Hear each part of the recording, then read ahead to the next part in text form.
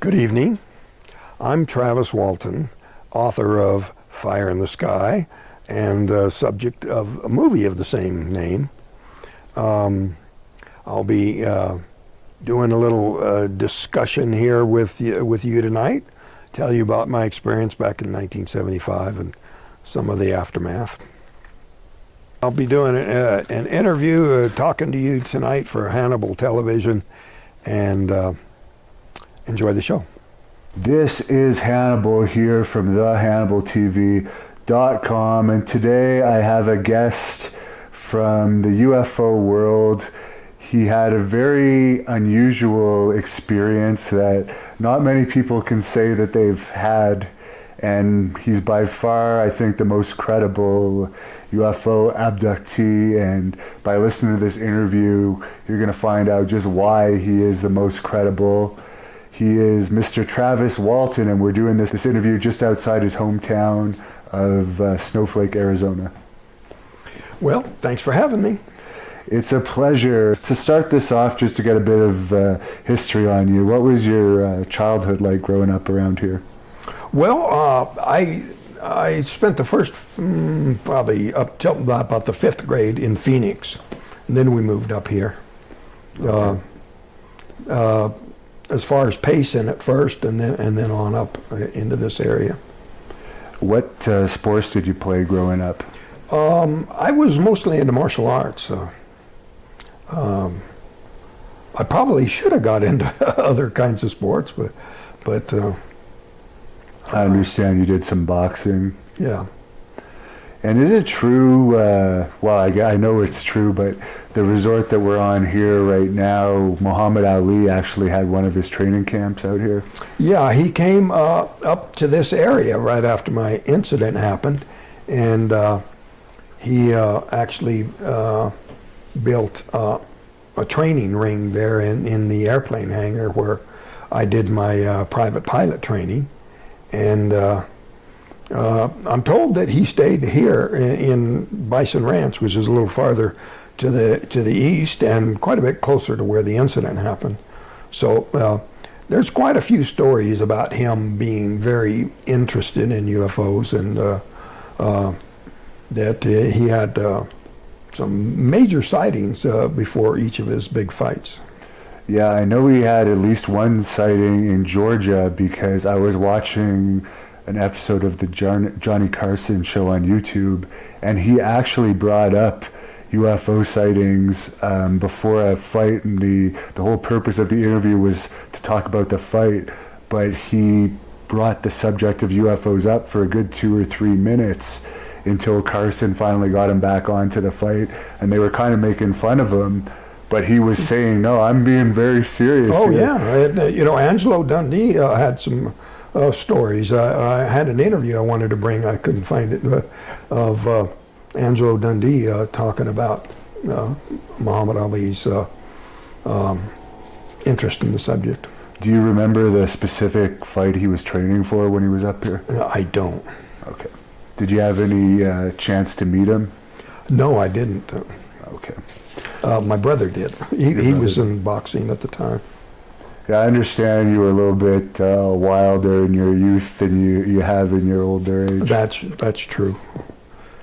You would get into some encounters at the various bars, I guess, around town. Yeah. And you also did some motorcycle riding as well. Yeah, So had a few motorcycle accidents. So you were always someone that kind of was a bit of an adrenaline junkie, I guess you would say. Back then. Did you have any interest in science fiction or the UFO world when you were growing up? Not particularly. I thought astronomy was interesting. I took astronomy in college. Okay. And did this incident happen before or after you had your private pilot's license? It was after. After, okay. And how did you get into working in the forestry industry? I guess living here, it's a natural profession to work in. Yeah, it's quite a easily available job, And this area is a big Mormon area, I guess, as well. Yeah, that's true. Is that the religion that you are? Or? Yeah. Yeah, I was raised in the Mormon church. How long have you been doing this tree cutting job? Well, each contract will last maybe a couple of years, depends on, how long it takes you to get it done. If you get it done faster, then you just get paid faster. But, we'd probably been into that contract for at least a year. And what exactly were you cutting the trees for? Well, it's a system to enhance the timber production, the lumber production in the area. If you cut the competing trees and to favor the better trees, you can encourage more rapid timber production. And I was reading your book. It's a very dangerous job working with those chainsaws, and no matter what, eventually working in that industry, you're going to get some type of cut. That's true. Everybody gets cut. I've got one cut on my knee and one on my hand, but everybody gets cut. What's the worst injury you ever saw working that job? There have been some pretty nasty ones. The chainsaw is pretty messy cut. I guess you guys are all trained in first aid and... Yeah, I'm actually an EMT. I took the whole course. Okay, wow. So what was your relationship like with the other crew members? Well, it kind of varied a little bit. We weren't a group of buddies, We were portrayed as a bunch of co-conspirators making up a story, but we really didn't get along that well and didn't hang around together after work. And I think one relationship in particular with Alan Dallas probably contributed to his trouble when they came to accuse him of murdering me. The line of questioning was, did you ever have any desire to harm Travis? And he and I had gotten in a fight a few days before.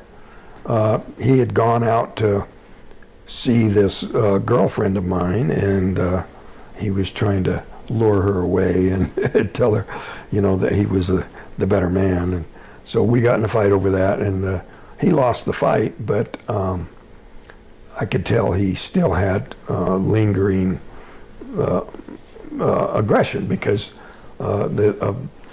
almost dropping that tree on me, And I understand from your book that the movie Fire in the Sky that was done based on this story was incorrect as far as the number of the men on the crew that day. That's true. There were actually 7 of us out there, and they reduced it to 5 for some reason for the movie, but it was certainly not an embellishment, And you mentioned you had a girlfriend at the time. Is that the woman that was portrayed in the film? Yeah, I married her and had 4 kids, 2 boys and 2 girls. Okay. And it did show you have the little altercation in the woods in the film. Did that fight actually occur in the woods, or was that... It actually happened behind Mike's house before we left for work. But then, him dropping that tree on me, that was something that did. Oh, that really happened? Yeah, that really did happen. And so, yeah, that's obviously something that's uncalled for in that profession. Well, of course, you're supposed to make sure you don't do that. So I'll stop you a few times probably for questions during this, but could you go through the events of that day, kind of starting from when you got up in the morning to go to work? Well, we just got up and went to work, and it's a pretty long drive to work, so we might fall back asleep on the way to work. But when we get there, it's time to get up and get going, and so as soon as we arrive, we're ready to go.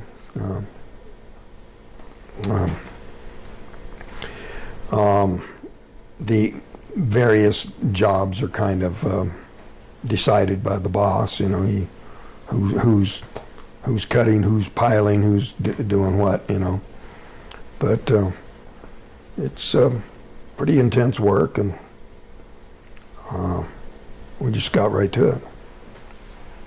And I heard you say too that it's often been told that you guys were tired at the time that you first saw the craft, but I guess you had just finished cutting, which is a very physical work, so you're Yeah, we were wide awake. We were really, pumped because of the recent hard physical labor. In the movie it made it look like we were drowsy or something, but we hadn't been driving very long. We were wide awake. So at the point where you first saw the craft, you were heading home for the day, right? Right. So how did it appear in the sky? What was the first thing that you saw? Well, it was just a glow at first. It wasn't like, oh my God, what's that? It was like, I wonder what that is. It's a light. Maybe some hunters camped over there. And the closer we got, the more, it can't be a campsite because it's coming from higher than where the crest of the ridge. You can estimate, even though you can't see it, the trees are too thick. You can see that the slope of the ground the light's from higher than where the ground level would be. So that wasn't adding up. I wonder what that could be, And one by one, the other crew members were, noticing and trying to figure out what it was. But it wasn't anything real exciting at first. It was just a curiosity. Was it moving or just kind of? It was just a glow in the trees, but it had a strange quality to it. And it wasn't the moon. The moon was in a different direction. The sun had already gone down.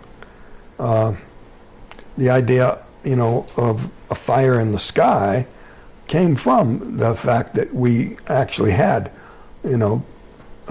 found trees that had been hit by lightning on the way to work.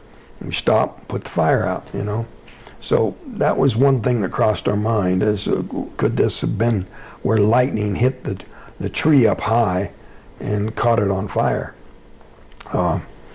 That particular part of the rim country right there has the second highest frequency of lightning strikes of any place in the continental United States.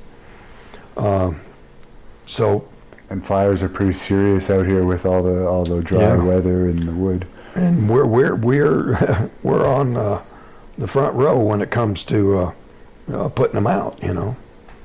If there's a fire, they'll come and get us, and because we have the equipment, the experience, we're ready to move, and on short notice we can get over there and get a fire put out. So you came closer, and as you approached, you could see this was actually some type of a craft with bright lights on it, I assume? Yeah. What colors were the lights? Well, it was just it was a glow. The whole surface was glowing. It was broken up with darker areas, kind of a metallic. But it just kind of lit up the whole area and made everything look kind of real weird. It's kind of a very odd kind of a light. And how big would you say the craft itself was? It's probably 40 feet or less. Okay. So I guess at some point, one of the members of the crew said that was a flying saucer. Yeah, just as soon as we had a clear view of it, the guy in the back yells out, "It's a flying saucer," or UFO, something like that. But I was already throwing open the door and jumping out, thinking it was going to take off before I got going very far. But it didn't take off. I guess you had an adrenaline rush seeing this thing. Yeah. And, so they immediately started saying, "Get back in here," telling me get away from there. But at that point, I didn't want to show that I was scared. So I kept going. But the more anxious they got, the slower I went. Till I got where, when I was looking up at about a 45-degree angle at it,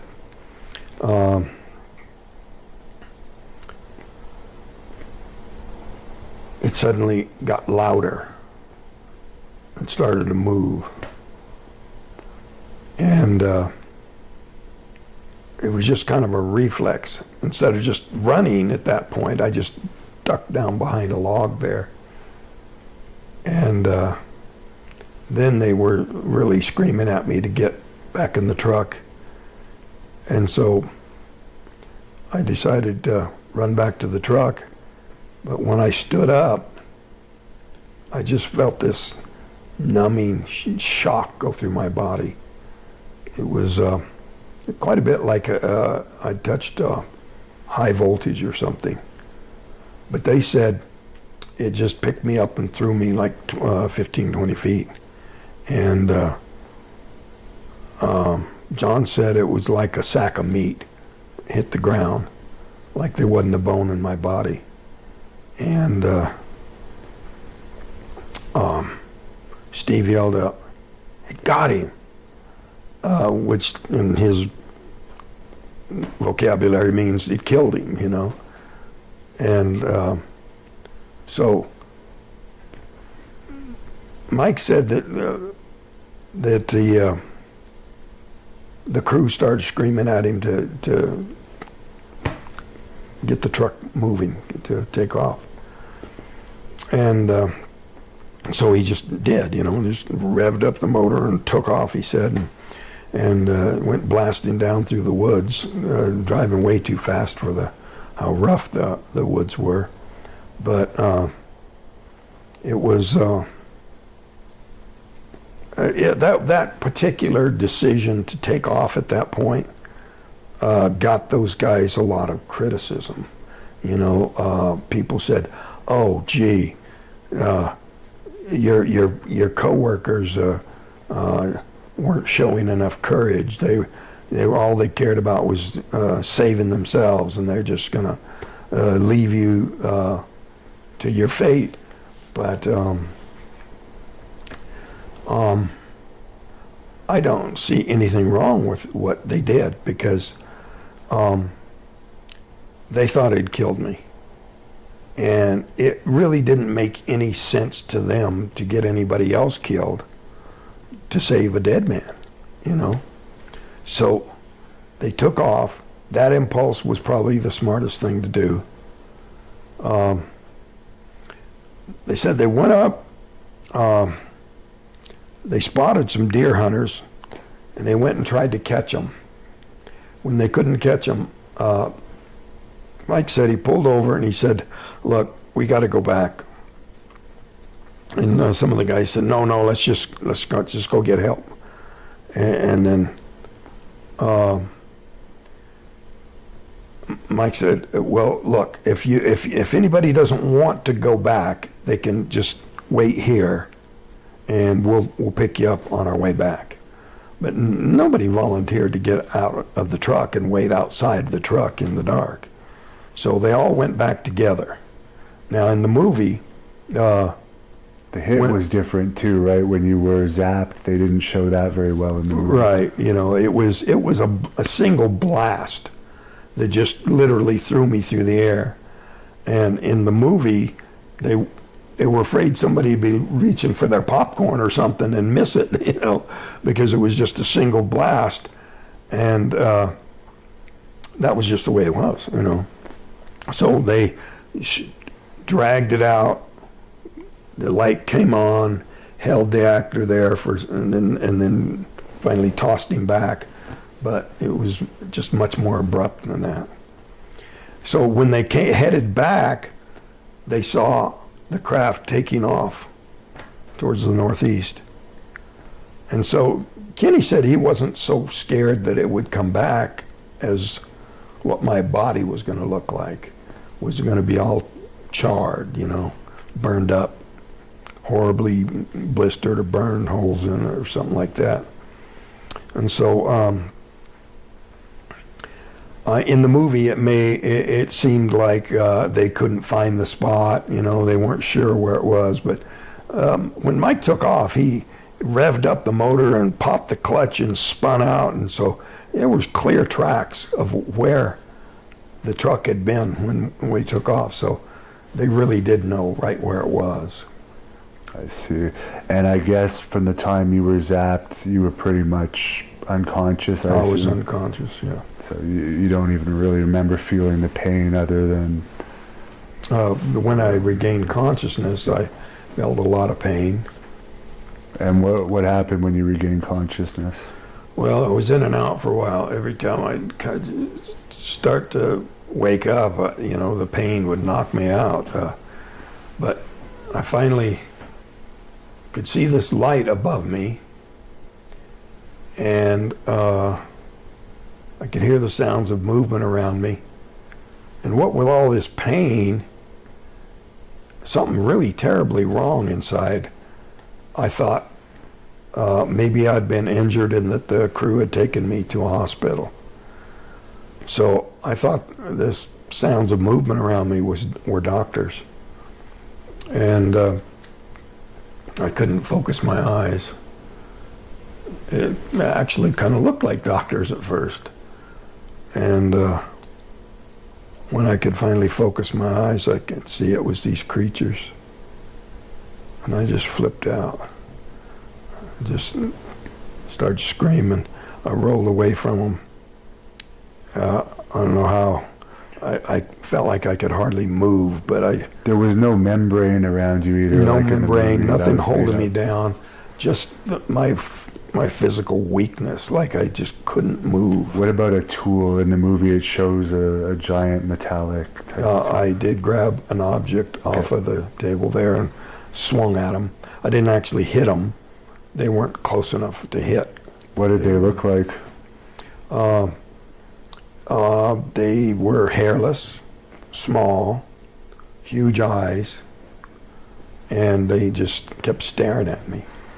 Did they look at all like the beings? I don't know if you've seen these wooden beings that... No, these local carvings are painted green, and they certainly weren't green. They were kind of a grayish white. But were they that... How tall were they about? they were only like 3 or 4 feet tall. Okay.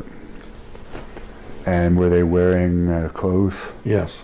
Yeah, they were wearing orangish brown coveralls. And when you took the tool and kind of got off the table, did they kind of scurry away, or what was Yeah, the reaction?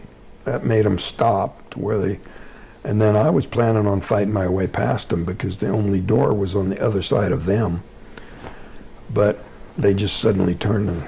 How big was this room that you were in? It was pretty claustrophobic. It was pretty small. It was just a little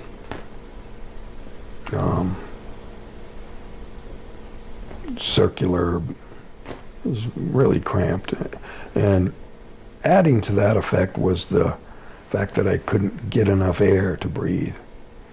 Felt like I was continually starving for air.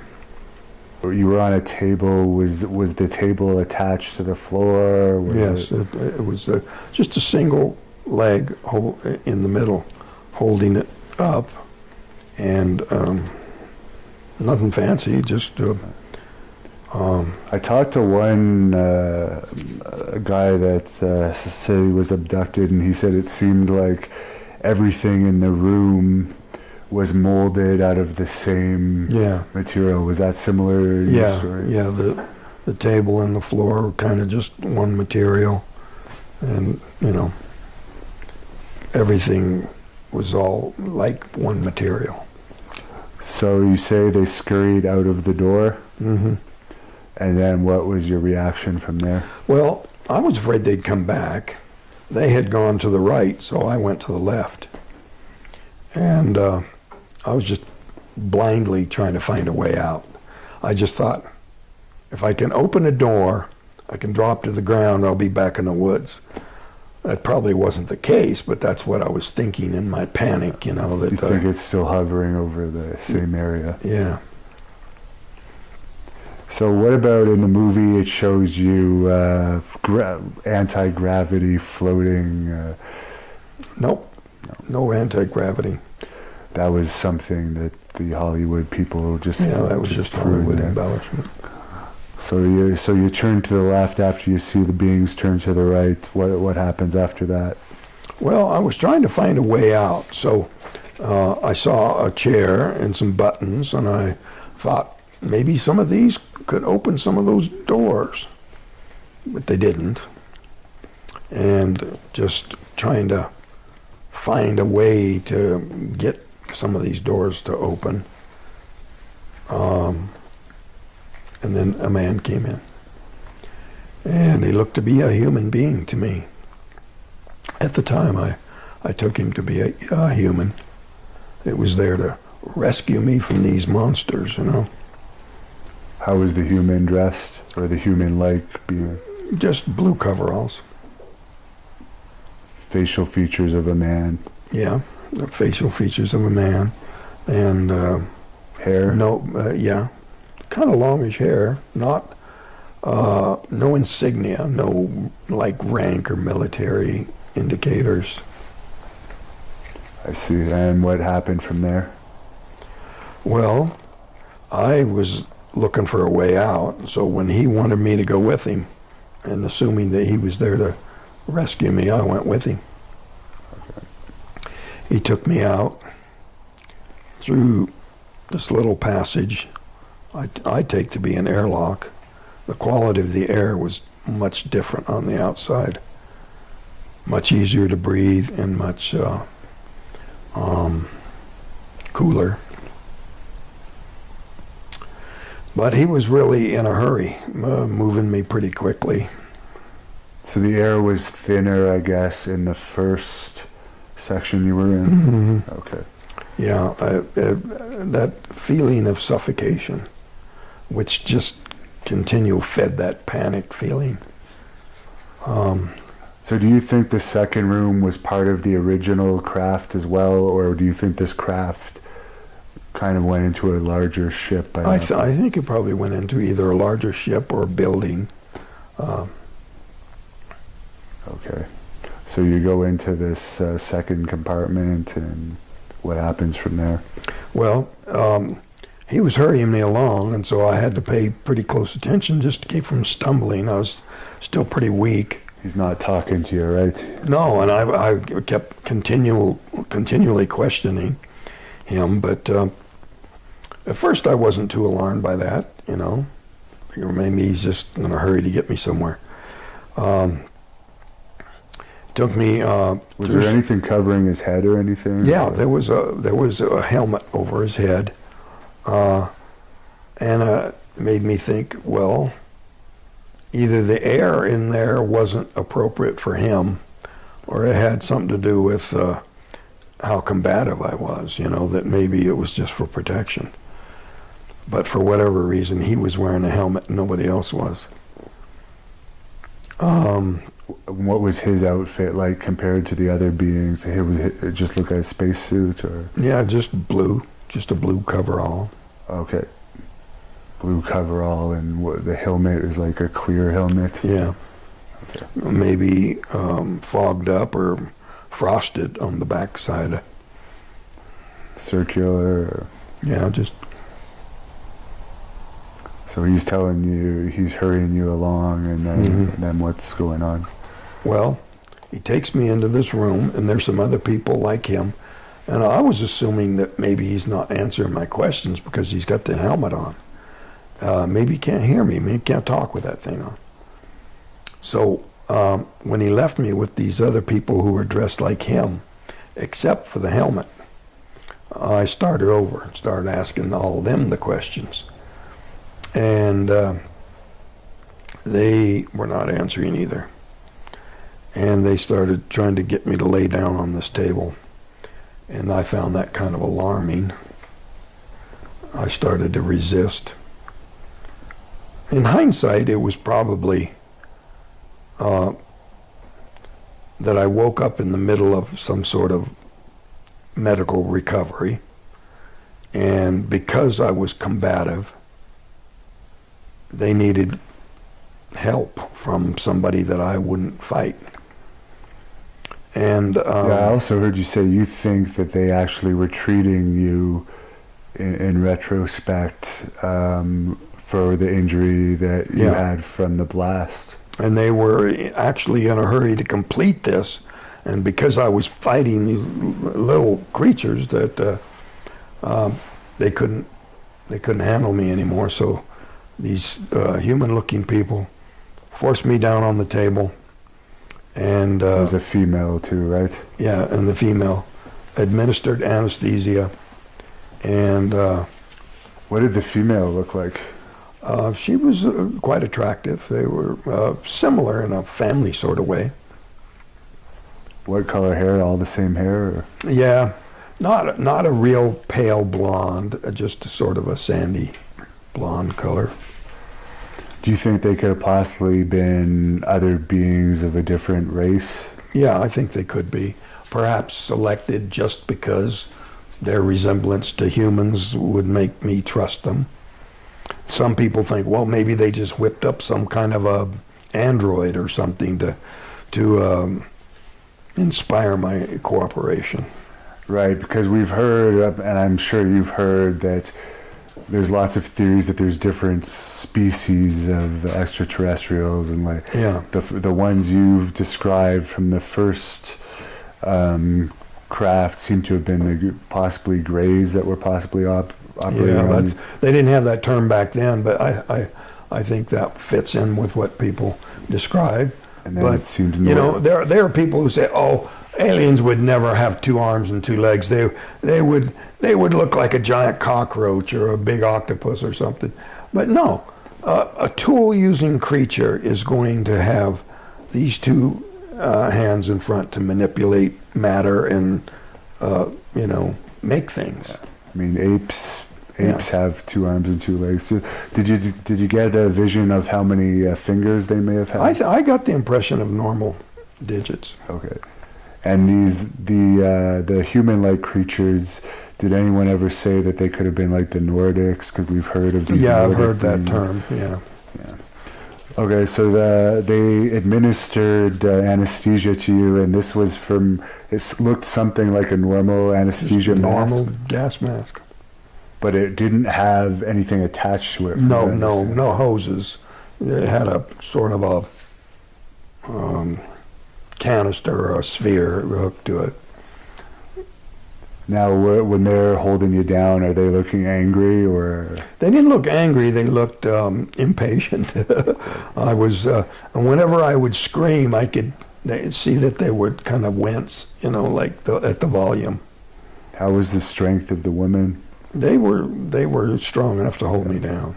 How tall would you say those other 2 beings were? They were as tall as I was. Okay, I Good see. size. And the next thing you remember, I guess, is waking up from that anesthesia. Yeah. And I could feel the cold air coming into my clothes. And there was a light above me, and I looked to see where the light was coming from, but it went off just as I looked. But I could still see this shiny hull there hovering above the highway before it went up. What's your state of mind at this point? Is it relief? Is it? Oh, it was definitely relief. Even in spite of the fact that it was dark and nighttime, I could still recognize this stretch of road, and I felt like I was free. The woods were a familiar environment to me, and I just ran down into the town. How far is that from here, approximately, where you were dropped off? Oh, that was probably about 6 miles up the road here. You know where you are, and you know that there's phone booths close by, Actually, it was a gas station at the time. okay, It was an Exxon station, and now it's not, right? and now it's Okay, not. Now that's it's my confusion. a restaurant, Casa Ramos Mexican restaurant. But you can tell it used to be a service station way back in the... Oh, we passed that Mexican restaurant. Yeah. That's interesting. And you see the phone booths there with the statues, and those are the very phone booths that I called from that night. Very interesting. How is the food there? It's good. I've eaten there. I see. So you get on the phone, and I guess in those days you didn't have any money. No, I went into the first phone and it was out of order. I went into the middle one and it worked. But What time was this? Any idea? it's probably in just the middle of the night. And in your mind, it's the same day. Yeah, I thought it was the same day. But In reality, it's 5 days later. yeah, 5 days and 6 hours. And I had a friend that was claiming that the first thing I did was call him. But because of the panic in Moise, the operator listened in on the phone call and called the sheriff, which probably wasn't legal, but I'm glad she did, because it kept all these other stories. You know, the debunkers were trying to say that I never called from any phone booth, but you know, it definitely did call from that phone booth. The sheriff sent officers over there to dust for prints that night. Yes, and we haven't gotten into this at all yet, but do you want to fill us in for people that don't know the story of everything that was going on with the other workers? Because the police obviously didn't believe the UFO story at first, and there was an actual murder investigation going on because they believe you were actually killed. Yeah, and they thought that I'd probably just got in a fight, and they'd hidden the body and decided to cover it up. And especially one of the first guys being tested was Alan Dallas, and he didn't like this line of questioning. Have you ever wanted to harm Travis? Which was true. We'd gotten in a fight, and that's harming somebody. And so he pulls everything off and stomps out and doesn't take his test. But he did come back to the same examiner and take a full test later and pass it with flying colors. And before that occurred, there was actually a search for you, right? There was actually a formal police search for you. Yeah, they had over 50 men on horseback, on foot. These little three-wheelers, they were combing the entire area. They also had helicopters and airplanes crisscrossing the area. And then after that, that's when I guess they figured these guys were suspect, and they offered them the opportunity to take a polygraph test while you were still missing. Yeah. Right. And they all passed for the UFO. The only one that didn't pass, but it was for his whole story in general because it was unusable, was for the person that had an issue with you, as you said, because he had some hatred for you, which showed on the thing. So they thought he may have killed you for that reason, I guess. Yeah. I see. And they did. So what was their reaction before you came back? What was going on? Well, one of my brothers believed the crew, and one of them didn't. And he confronted them kind of violently and said, "If you did anything to my brother, I'm really gonna." He was threatening them. But what about your mother? She believed the crew. Okay. And I also read in your book that in the movie it shows that there's one detective, the main detective on the case, but in reality there's numerous detectives that were on this. Yeah. Found out later that the sheriff secretly was more believing than he wanted to let on. He had a lot of, he's an elected official, and he didn't want to seem like he was believing because, you're not supposed to believe these kind of things. But they had already been investigating cattle mutilations in the area. And he'd had his own sighting, large glowing object out on the highway away from town. And for people that aren't familiar with cattle mutilations, I've heard of them in Montana and some places, and this is, I guess, where it appears that actual procedures are done on these cattle, and then they're not returned, but it's highly unusual, correct? Like, is that the basis of it? Yeah. It doesn't look like animals have done it. Yeah, it looks like there's been some sort of a process by something that didn't come by land to where the animal is lying. And from some of these cattle that have had this done, it looks like stuff has actually been done to them with tools. Yeah. From what I understand, something that Extremely sharp blades and whatnot. But the sheriff himself had his own sightings, so that was encouraging. And over the years, some of his friends and relatives contacted me and said, privately he's more believing of you. He just doesn't want to say it in public. Now, is it true that the crew was fired? Because in the movie it shows that the crew was laid off or fired. Well, they actually were just too terrified to go back, So Mike didn't even try to get another crew, and he let the crew the contract default.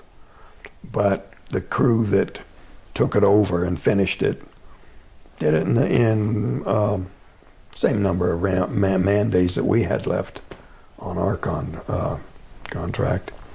So I guess it caused some serious issues for those guys because they're losing income, and at the same time, they've had all these accusations. And the debunkers tried to say, well, these guys got together to get Mike out of his logging contract. That's ridiculous. Mike got a signed statement from the contracting officers that no such excuse would be needed, that all they would have to do is just say, there it is, and I can't complete it. And more importantly, he never did go in and say, I have to have an active God clause applied to this contract, and never happened. And you mentioned the polygraph tests of the other crew members while you were still disappeared. Was there any tests on if they'd been drinking or under the Yes, I underwent a whole battery of tests on the theory that this was all a drug hallucination. And I had blood and urine samples put through the Maricopa County Medical Examiner's drug screen, which showed no trace of any drug. And this is a law enforcement test. There was no trace of any drug. And it was just one thing after another. It was like, he went temporarily insane. This was a transitory psychosis. He just went crazy temporarily, hallucinated this whole thing, was wandering around the woods. Somehow the searchers never found him. And he hallucinated all this. Well, I took a whole battery of psychiatric tests that showed normal pattern of scores. And the other crew members would have had to hallucinate it as well. Exactly. And that's what's ridiculous is, 7 people are not going to have the same hallucination, whether it be from drugs or from psychosis or the one other theory, that plate tectonics, that energy come out of the ground. It's kind of like lightning that comes out of the ground when they call them earthquake lights. That was one theory Dr. Persinger had. So what was the reaction on the other end of the phone when you were on that phone with the whoever you called that day?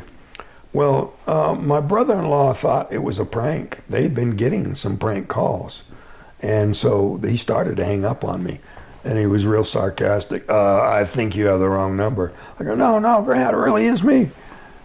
He goes, oh, okay, I'll get your brother and come get you.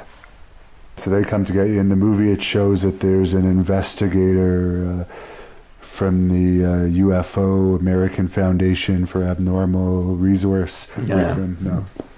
No, there had been some UFO investigators involved in the search, and they had measured high residual magnetism, but other than that, they weren't really involved until later.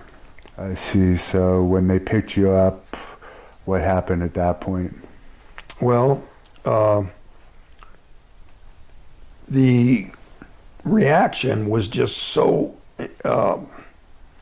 intrusive, people looking through Steve's window, when he's sleeping.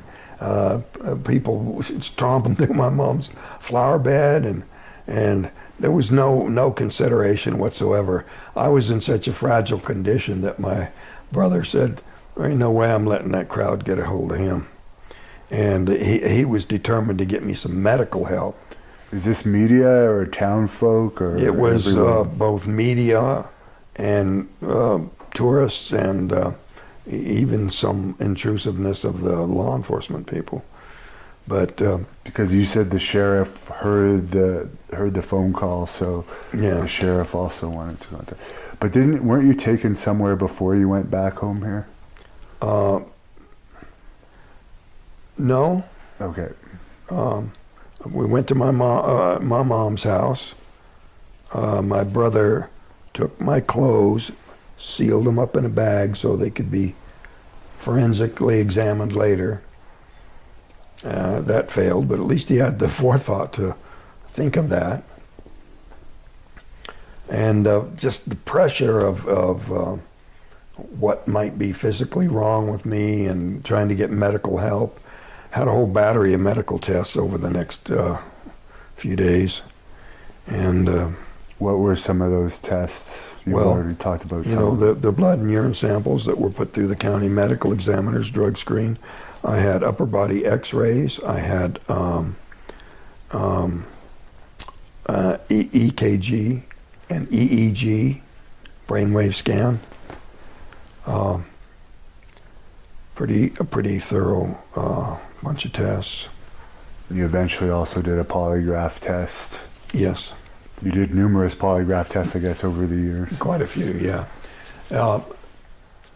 Yet, even at the time when the crewmen had all passed tests, you know, Dr. Harder made the point that if you had 6 people saying they'd witnessed a murder, even without polygraph tests, open and shut case, that guy's gonna fry. I mean, it's just automatic. But here you got 6 people that are passing lie detector tests, and people are still saying, no, this can't be, and trying to find some other way to explain it away. And there was just no end to the number of explanations. I see. And is there anything that they omitted from the movie that you felt would have been really important to have in the movie? Oh, there were all kinds of things, that, as evidence, especially stuff that came about later. It was noticed that the trees had grown faster close to where the craft had come down. And this is documented with tree ring research. And, you know, this actually takes years to manifest itself. But all around the clearing, everything that was exposed to radiation from the craft suddenly had much thicker growth rings. And Ben Hansen was the host of a show called Fact or Fake, and he sort of supervised the research trip back to the site. And we discovered not only were these tree rings thicker, they were thicker on the side of the tree towards where the craft had been. So anywhere you went, whatever tree was oriented towards where that craft was, that was the side where the most pronounced accelerated growth occurred. And that was pretty profound, you know, because, you know, here this tree was 6 inches in diameter, and it was 85 years old. And in the next 15 years, it had doubled in diameter. Wow. Which is actually more than double the rate of growth. And Ben Hansen found that the pine trees around the Chernobyl nuclear accident, the Scots pine species there, it's a similar species, they had also grown at an accelerated rate. And there was some scientific papers online about the mechanism for what caused that accelerated growth. Because you would think, I would expect radiation to make things sicken and die, you know, not grow faster. But they had some kind of an explanation for why these trees were putting on thicker rings than they had previously. Is there anything else that I haven't mentioned from the movie that really bothered you about inaccuracy? Well, if anything, there were certain things that were thrown in that were designed to add suspicion. Like when Mike went back, all the crew went back with him. So in the movie, he went back alone, which made it suspicious. Like, what was he really doing? You know, burying a body or something, you know? The truth is, they all went back with him. And he was pretty traumatized that night. Kenny said he kind of fell to his knees and was crying. But Kenny kind of took charge at that point. Kenny's actually the one who first called the sheriff when they got to town. Kenny also was the one who was sitting in the truck next to where I was. So when I got out and left the door open, he was still sitting in the open doorway, and he's now developed skin cancer on this arm right here, which might have been just because he was more exposed than some of the other crewmen. And I understand you weren't initially wanting to talk to the media too much. No, I didn't. You know, it was traumatizing to talk about it again and discuss it again, and you know, many of them were you know, skeptical, and I didn't know how to handle it. So but hiding from the media didn't make it any better. It just made them think that there was something to hide. And I guess the police, due to wasting public resources, would have done a thorough investigation themselves onto whether you guys were telling the truth or not, because that could be a crime in itself. Yeah, that's true.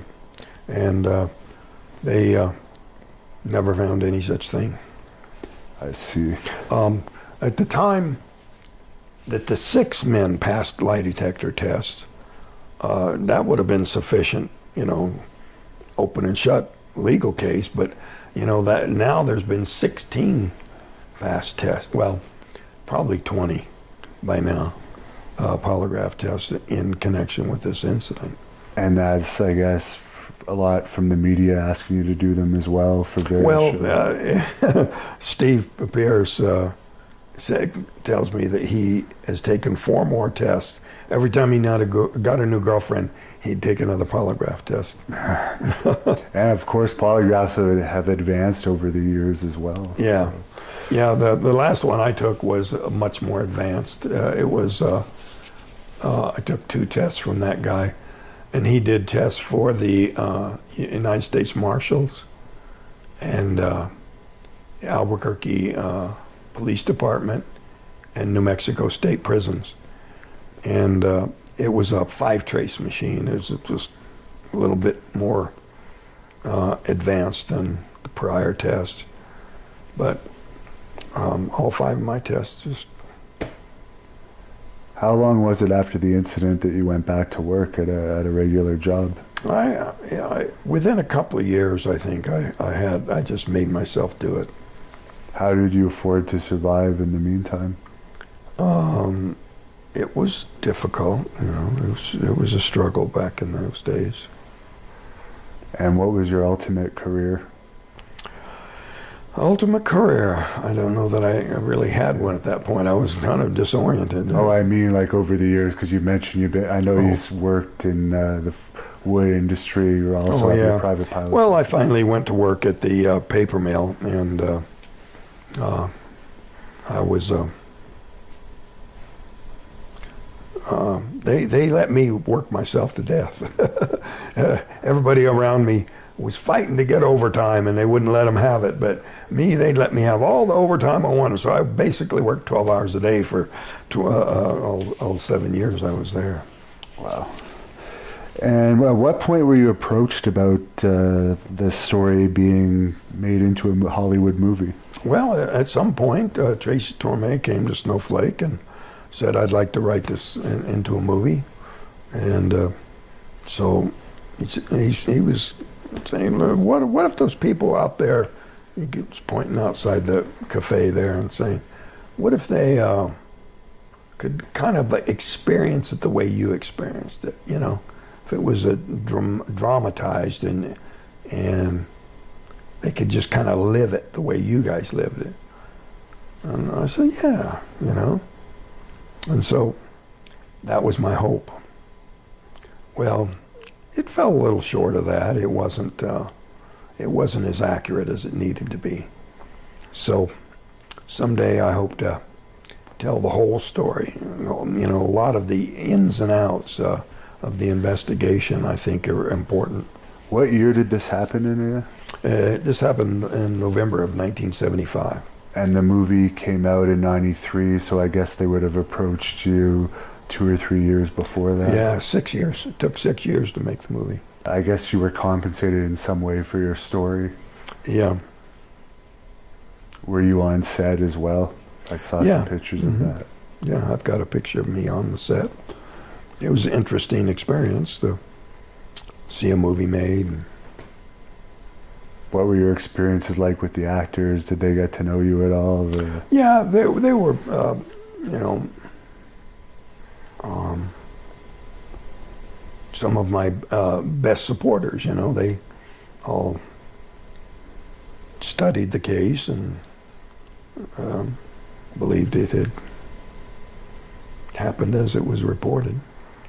Do you have a deal like actors where you still get residuals from DVD sales or YouTube sales? I notice it's for purchase on YouTube. That's how I watch them. It might buy me lunch. 15 bucks a year. Yeah, I guess it's just quarterly, whatever it makes. Or something. Yeah. I see. Are you happy in the end that this experience happened to you, for the once-in-a-lifetime experience that hardly anyone has legitimately experienced? Well, I'd still rather it never happened at all, but you know, you can only go forward, so I'll try to make something good come of it, and maybe a remake will bring out some of the things that nobody knew at the time. What was your experience like appearing on Larry King? That's a pretty famous clip now. Yeah, that was that was fun, because it was kind of sitting across from the main debunker and shooting him down because he was so silly. He contradicted himself in the course of the show, you know. And he starts off saying that the area was covered with a thick carpet of pine needles that should have burst into fire and caught fire and, you know, burned if there had really been a blast of energy. And then he's saying the ground was also hard and rocky, which should have been bruised. There should have been bruises. The doctor would have found bruises on me. So which was it? Was I supposed to be bruised by the rocky ground, or was the thick carpet of pine needles supposed to catch fire? He's trying to have it both ways. It's just, and I had an opportunity to say, so how much is some covert agency paying you for your activities? And what was Larry King himself like to meet? He was good. Larry King was good. Larry was very open-minded and interested in the subject, and he was. That's what he said. He said, "I'm just asking the questions here." And what's your opinion about what governments know, or various branches of the governments know about UFOs? Because some governments have come out, like the British one, admitting that they were researching it because it is a danger if you have unidentified craft in your airspace, whether it's alien. Well, here's the thing. I believe that they know this is real. I believe they know more than they're letting on. And I believe they have a good reason not to make it all public. People say, oh, they should just throw open their books. We want them to throw open the books. Well, they can't. If they throw open the books to us, they're throwing open the books to the Chinese and the Russians too. We have enemies who would love to know everything that we know. So I think they have a good reason to keep that stuff secret, that it's in our best interest. And no, I do not think our government's in cahoots with the aliens against us or any. I think that's ridiculous. I think they're on our side. Have you ever heard about Charles Hall? No? Okay, he's a guy that said he worked as a weatherman in a section of Area 51 where there was a secured section off for a group of aliens, species known as the Tall Whites, and he's been allowed to talk about it as his clearance was secret, was under a different classification than as a weather observer than. I don't know what to think about stories like that. No. Yeah, but with his stories, he was basically saying that the government is aware of that species anyways, and had some type of deal where they gave them an area where they could land and repair their crafts in exchange for some technological information. But well, I've heard lots of stories, and I don't know what to think about some of these stories. I have a friend works at NASA, and he said, "Oh, there's nothing at Area 51. I can get you in there if you want." He invited me to a shuttle launch, the last one, but never happened. And there is also different sections of Area 51. I think that's pretty well known now. There's different levels of classification to that, so not everyone knows the same that has been there. But what do you think the purpose might be for these ships to come close to Earth? Is this just looking at what's here? Or? I think they're at least curious, but it could be that they have a much more involved purpose, and I don't believe it's harmful. I believe, I used to think that they look down at us in a real indiscriminate kind of way. Like if you were walking by an ant hill, you wouldn't say, "Hey, I'm going to start a conversation with that one ant there." You know, we would be so insignificant to them. But I don't think that anymore. I think they're perfectly capable of keeping track of each of us as individuals. If you saw them when you were 8 years old and you see them when you're an adult, they still know it's you. They keep track of you. And that's not such a feat. I mean, our own government has the Utah Data Center up there, and they're basically recording every single electronic communication on the face of this earth. And if our technology can handle that, I don't think it's such a big feat for the aliens to keep track of us. Whether they're tracking us by brain waves or DNA or whatever method they use, I think their technology is easily capable of keeping track of us as individuals. And there's a lot of people out there that think that they might be a little concerned about nuclear weapons and the consequences those could have for space if they're actually detonated. Mm-hmm. Supposedly, there was a lot of Foo Fighters, I guess, in World War II that were, I guess the actual Foo Fighter term is for unidentified flying objects, I guess, that were in the air, seen by aircraft, military aircraft during that time. I guess you probably know about that. Yeah, in 10 days I'll be speaking in Argentina, and there's some Air Force pilots, Argentinian Air Force pilots, that had a major encounter, and I got letters from some Iranian pilots way back right after it happened. So it's not anything that's limited to just over the United States. It's a worldwide phenomenon.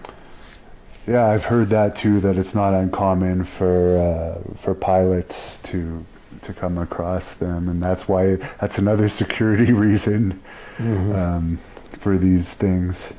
If they don't show up on our radar, some of them might, but they don't release that, I guess, to us. Do you think if your incident had happened today with cell phones and the internet, if it would have been bigger because news travels so much faster today, and possibly maybe some of the crew members would have had video phones on them? Yeah, that would have been great to get a picture. What did you think about the Phoenix Lights mass sighting that happened in Phoenix? I wasn't there, but I know people who were, and when I was in California in 2014, I had a sighting similar to that. It was a gigantic black triangle with a light at each point. My son and I and my girlfriend were driving north on the 5, and we saw these 3 lights coming towards us. What the heck's that? And all of a sudden, what the heck? And it got closer and closer and closer, and then it stopped right over the top of us. And my girlfriend was in the back seat. She said she could look up through that window and see the surface of that craft. And the point light rotated 90 degrees, and then it took off towards the Pacific. Now, I would have never reported that with just 3 witnesses. But by the next morning, there's like 15 other people had reported to this UFO reporting sighting. They had it set up kind of like Google Maps with a little circle and a number. And each one of these are separate reports. And all of these people called in seeing the same thing at the same time. February 19th, 2014. So is that the only other UFO experience you had in your life? Well, that's the only one I can talk about. You got to have witnesses. You got to have proof. So did that freak you out when that happened, considering what you had already experienced? Oh, yeah. You know, my son said, should I pull over and take a picture? And I go, no, keep going. And I wish I'd have taken a picture. You know, we could have just pulled off the highway, taken a picture. I can kick myself.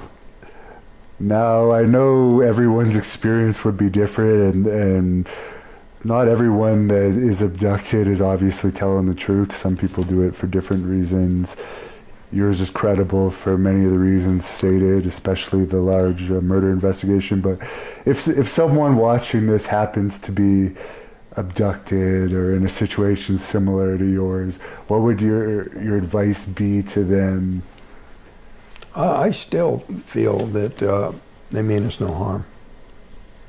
And our fear just comes from the unknown, not knowing their purposes. I don't think there's a record of anyone being injured or never being returned.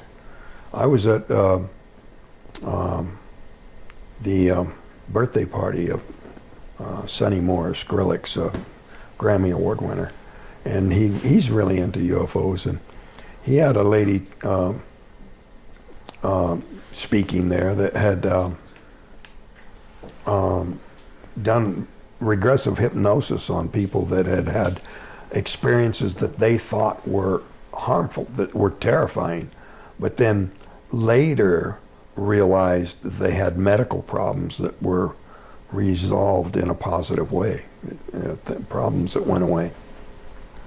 So you would advise basically to try and remain calm, even though your natural reaction from fear of the unknown is going to be to freak out in a situation like that, as don't panic. You did. Yeah, don't panic like I did. Yeah. So do you think, obviously with YouTube now, there's a lot more information getting out there. It's easier to get information. There's lots of UFO videos out there. Do you think it's more of an accepted thing with public? Yeah, I think it's more accepted. At the same time, there's a lot more people just out there lying, making up stories.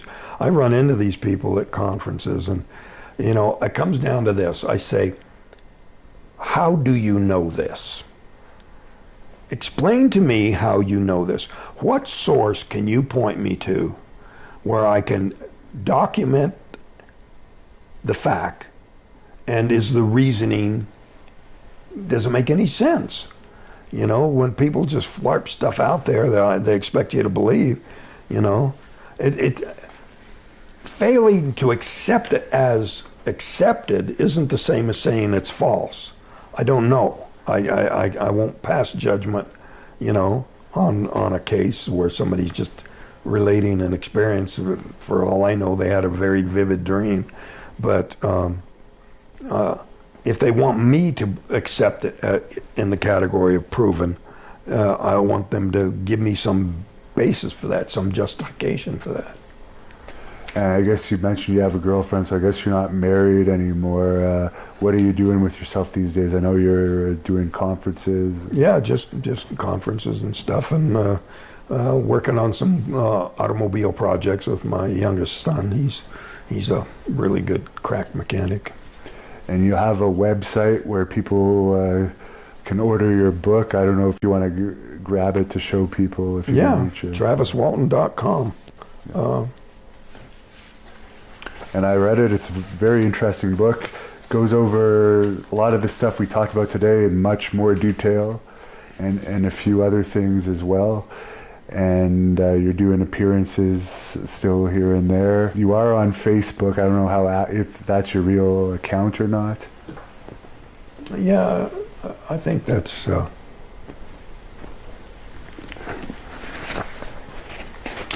think the illustrations. This book has quite a few illustrations. There's like 30-some illustrations. You know. Truck that it was in, and how we were back then, and each of the crew, and maps and diagrams of the craft, and investigators.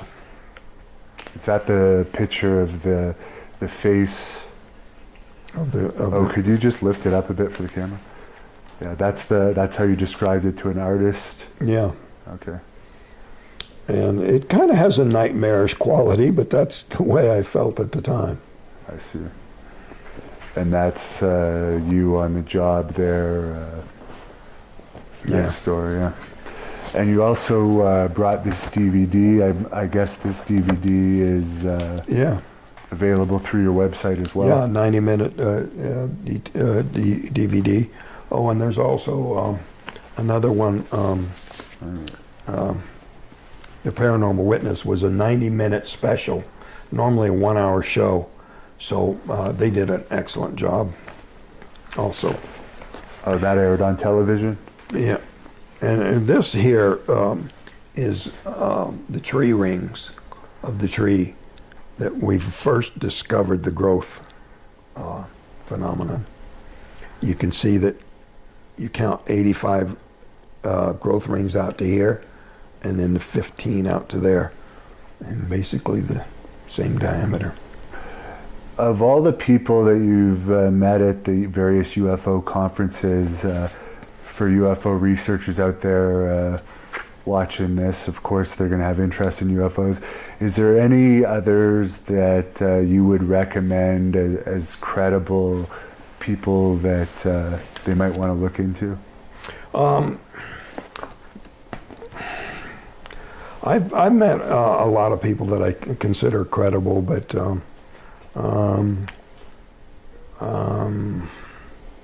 nothing that I can, point to specific cases right off the bat like that.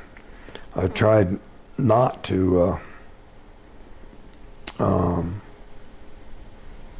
criticize any particular case that I haven't investigated, and the only investigations I've done have been in connection with my own incident. So there's, other cases that I consider very likely valid, but nothing that I've thoroughly analyzed. Why do you think there seems to be more sightings in this area of the U.S.? Is it just the skies are I don't know. pretty I think maybe that the aliens have a higher level of activity in remote areas.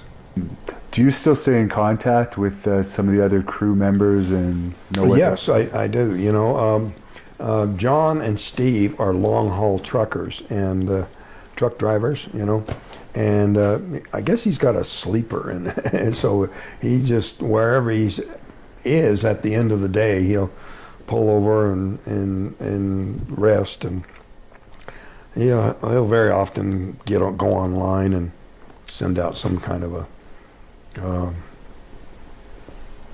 email online. But I've at one point or another, I've had every one of them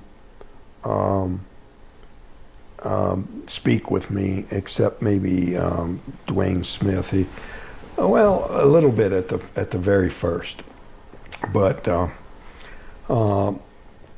he moved away, and when I finally located him, he agreed to come and speak with me, and then just a few months later, he passed away.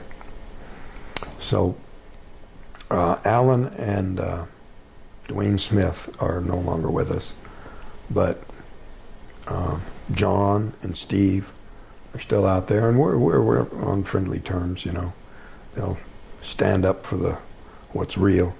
Now, Kenny, he's a little different. He takes a very personal sort of almost, well, I won't say almost, a religious interpretation of this experience. He's gone back to the site on the anniversary and camped out. And I said, Kenny, you don't want this to happen to you. But apparently he has interpreted it in terms of a sort of a personal religious perspective on the whole thing, you know. The image of the phoenix rising from the ashes after so many days, and the whole thing with fire in the sky, you know, all those things have taken on great meaning for him, a personal meaning. Do you still run into the investigators ever? A lot of the original investigators are no longer with us. Jalen Hynek is no longer with us. Jim and Coral Lorenzen are no longer with us. Stan Friedman's still out there, still chugging away as a researcher. But my main detractors have passed away too. What about the detectives that investigated the... Yeah, the sheriff passed away too. But I did finally I get one final interview with him that's on that tape there, you know, where he finally says, well, they were basically trying to tell the truth. Finally, he said it on camera. But I really I have a great respect for Sheriff Gillespie. He was in a really difficult position. He was an elected official. And I had one experience with him years before. I don't know if you even want to spend time on this story, but I got a ticket. I think it was loud mufflers or speeding ticket or something like that. And so I showed up at the courthouse. Nobody there. Door was locked. I sat on the steps for another half hour. Nobody came. I went home. Well, next day I'm walking down the street. The town marshal arrests me. Failure to appear. The judge was the one who didn't appear. And so he throws me in the jail, locks me up, I'm a minor, a teenager, doesn't tell my mother, and takes off and locks the outer door of the place. Well, this is totally wrong, you know. There was a group of high school kids that got arrested on graduation night down in Payson, and they locked them up in there, and the heating system leaked, and they all died of carbon monoxide poisoning.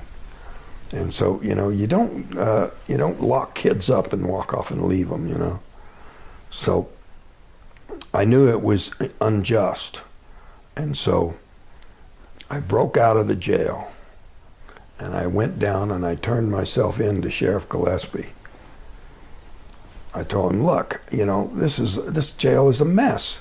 The sink is torn off the wall. There's water all over the place. The bed is soaking wet. There's no place to sit down except on the bed. So I'd have to stand up in this stinking place, you know. So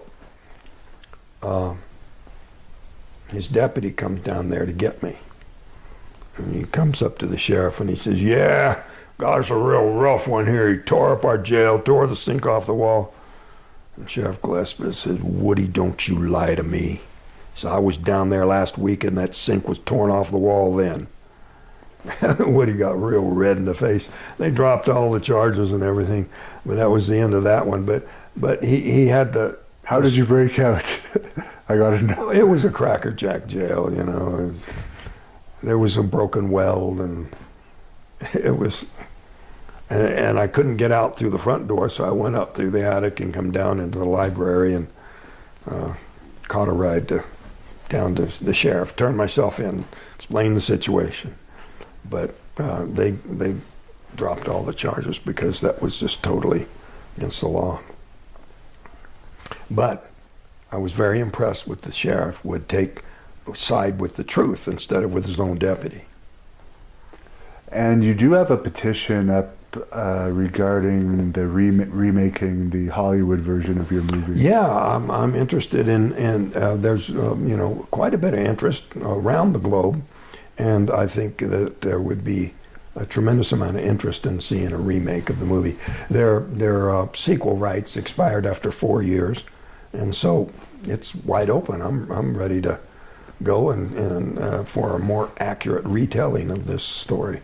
And by the time it'd be released, even if it was done in the next few years, it'd be 30 years after the original. So yeah, that's more than enough time to get the story out there again.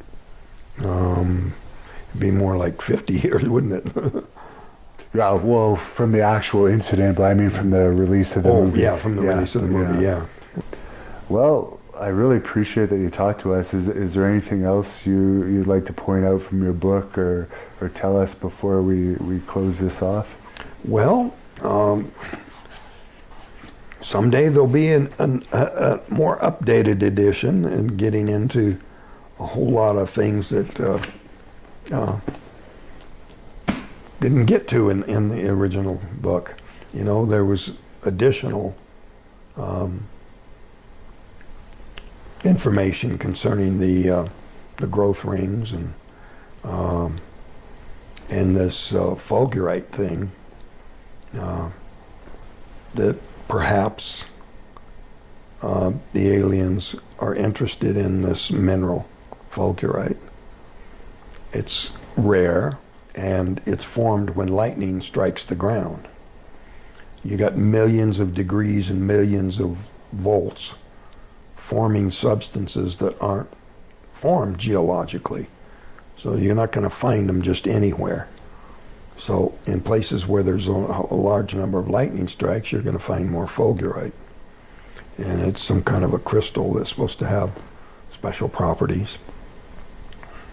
And I guess for the reasons you stated, you don't want, the U.S. government doesn't want other governments that could turn out to be enemy governments in the future, knowing certain information. You don't feel there'll ever be full disclosure of information? Well, there may be someday, you know, that we can always be hopeful that there would be a friendliness with other governments, where they would come to some terms that they would want to agree on sharing information. And I think that would be in a case where it's just going to be open acknowledgement, you know. At that point, they'll probably educate us, and Unless some type of mass sighting were to occur and yeah. enough people were to record it, that it would just become undisputable. So that it's not even up to our governments that the aliens themselves have made the choice. And have you ever heard of this Dr. Stephen Greer that seems to be... Yes, I've heard of him. What do you think of him? I don't comment. Okay. All right, well, I really appreciate you meeting us today. I think it was worth the wait for sure. And I hope to stay in contact with you in the future and maybe do some follow-up interviews in the future as you find out more information and I find out more information. Certainly.